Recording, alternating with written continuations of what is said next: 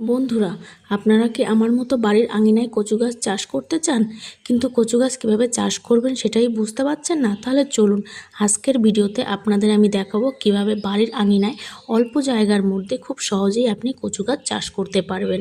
তো আমি কিন্তু বাড়িতেই চাষ করেছি, খুবই অল্প জায়গার মধ্যে। আমরা কিন্তু সবাই জানি যে আমাদের বাড়িতে সচরাচর সবারই ট্যাপ কল থাকে। সেই ট্যাপ কলের জল যেটা বের হয়, সেই বের হওয়া জলটা একটা নির্দিষ্ট জায়গায় গিয়ে পৌঁছায়, কিংবা ছোট একটা গর্ত করে আমরা সেই জায়গায় জলটাকে সংগ্রহ করি।